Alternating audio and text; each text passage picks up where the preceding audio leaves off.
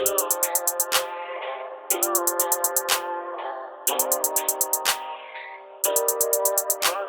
guys, it's Ivy here and welcome back, or hi if you're new here. So I'm sorry about last week. There was no upload. I told you guys I'm working a new job now, so I'm trying to get in a rhythm of that. But I will start a new schedule that will hopefully help me time management more and put more content out for you guys. So today's video. First off, before we begin, I did get my certification. I know. Yes, I'm officially recertified with lifeguarding and CPR and AED. So I thought I would do a video of how I went from only being able to do 2 laps in a row to doing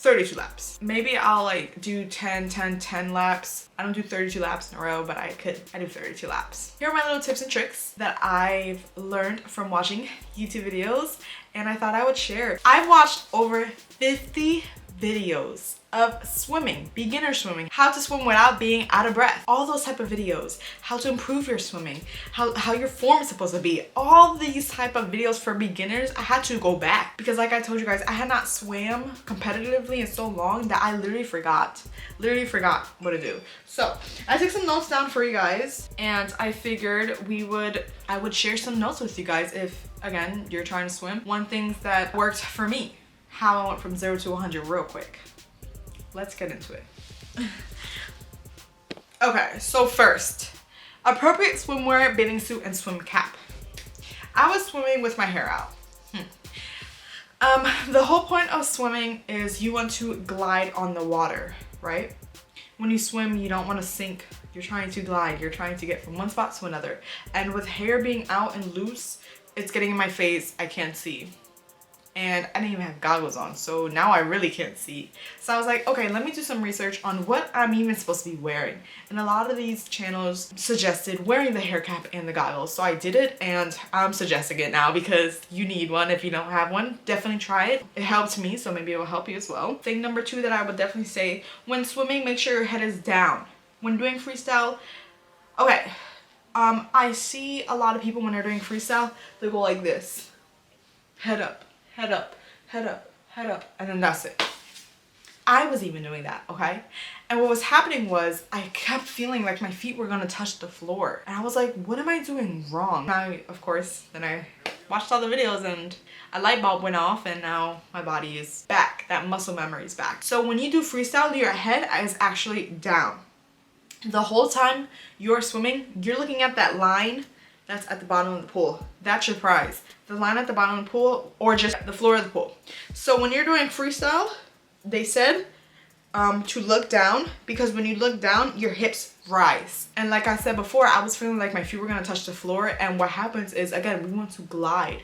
With our hips sinking, now we have to put more force into kicking because we're not letting the water flow. We're breaking the water. So water is heavy. So like it's going around and again, it's heavy. So we're like slowing it down. We're using more energy. And to take the course, to take the lifeguard test, you need to do eight laps to be able to be certified in the shallow water and then 12 laps to be able to be certified in the deeper end.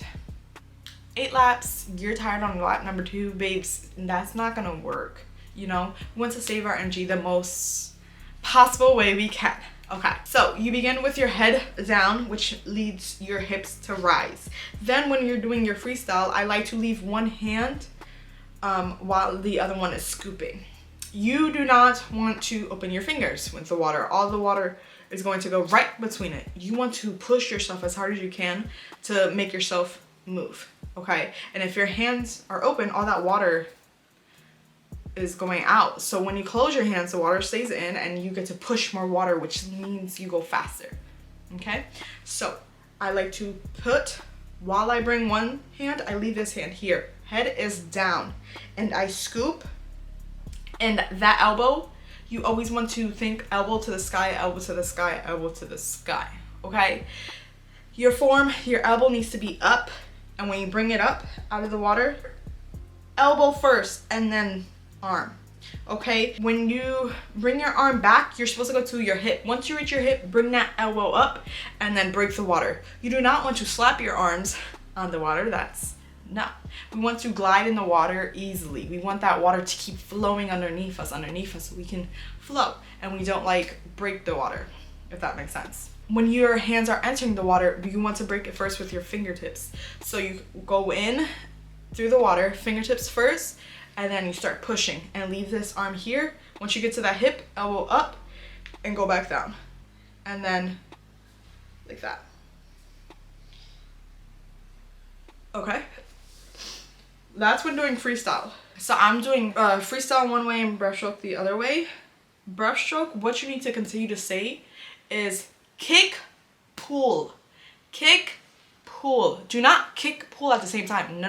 I was doing that mistake. Kick first, then pull. Another thing that I forgot to mention when you're doing freestyle, when you're swimming, you want to glide in the water. Glide, okay? So do not rush. Do not rush. Take your time. There is no, if you have a timer on you, then you have a timer on you. But there's no rush, okay?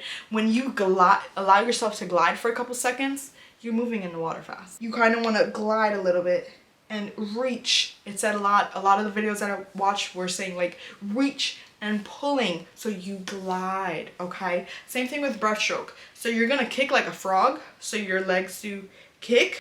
You kick first and then you pull. So I like to have my hands like this, one over the other. Very strong arms, and you're gonna kick, glide for a little, and I like to breathe 2 times. 1, 2. And when I breathe out those 2 times, then I know it's time to come up. So kick, 1, 2, breath out my nose or your mouth, whatever you feel comfortable with. I like the nose. Out your nose, your head should be a little bit tucked. It doesn't need to look at the floor. It can be a little bit up. And then once you're done with those 2 breaths, you take your hands, closed fingers, do not forget closed fingers, and you want to go like this. And when you get to your hips again, come up, okay? So you're like this. After your glide, you're stretching those arms, allowing that glide to happen, and you're gonna get your hands and, okay? Let's try it again. So you kick, glide, breathe, and then up. And when you come up, breathe in, okay? It's easier for me if I leave my head up a little bit. You should feel like this much of your head from here up outside the water when doing this, okay? Your kick, you have to be strong kick, and that kick, because that kick's gonna allow that glide. You're gonna allow that momentum, okay? And then of course, once you're finished with that glide, you breathe, and then you come up. The way that I like to, since we're on the topic of breathing, I want to share with you guys the way that I like to breathe when doing freestyle is you don't want to let all your breath out at once, because what's gonna happen? You're gonna run out of air. And you're going to panic, and you're going to need to come out of the water. So when I do it, at least, what I like to do is a little bit of breaths.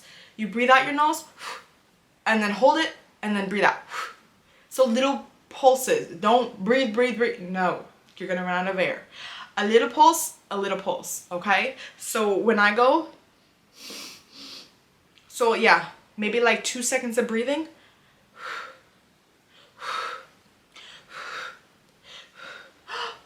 Okay, so every time that I'm moving my arm to sweep under me, I'm breathing a little bit. Do not let go all of your breath. Another thing that helps when you're reaching with freestyle, when you go like this, what happens in the water? If you go like this and reach, you see how your body like automatically, everything turns, your abs, your chest, your neck, everything turns. That's what's going to happen for your torso as well.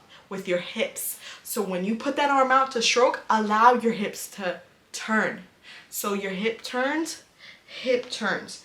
And then when you start allowing those hips to turn, you make sure that when you come up for air, you can, you know, force that hip to come out more so that you can get more air, if that makes sense. You can be exposed longer. And then when you start realizing that you're pulling hard, you're gliding for a couple seconds, allowing that glide to happen, allowing that movement, and your hips are rotating every time you move that arm, this left hip comes up, and then the right hip, and then the left, and then the right, and then the left, okay? So when your hips come up, you're not kicking like this constantly. No, you don't need to kick that much.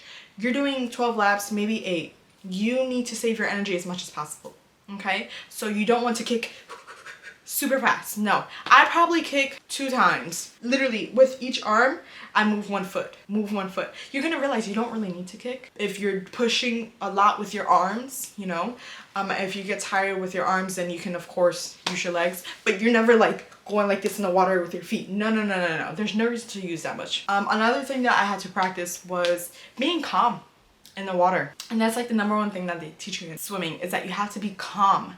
And I was freaking out every time I was underwater for so long. So another thing that I would recommend is doing what we call bubbles. After every set that I did, after every lap, and I still do it after maybe 10 laps, I'll do bubbles. Or if I feel like I need it earlier, then I'll do it earlier.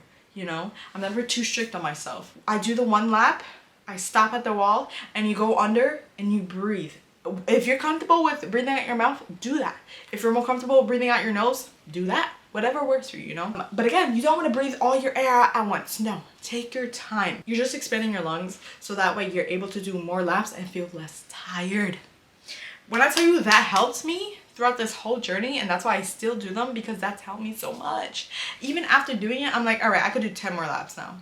After doing 5 sets of bubbles, you know, going under, blowing as much as air as I have out of me, and then coming up, breathe in, go back under, do that 5 times. Another thing that I would say that helped me is being consistent. I was training 3 times a week for only maybe 40 minutes, sometimes an hour. And I was just practicing bubbles, and then laps. And then, you know, the more that you swim, it's gonna be like riding a bike. I will see you guys next Monday with another video. I will definitely, sorry if y'all see me sweating, I'm getting hot in this sweater. I will definitely create more of a schedule for me so I can film and, you know, whenever I have the time to when I'm not working. So yeah. Thank you so much for sticking around. I'll see you all in the next video. Bye!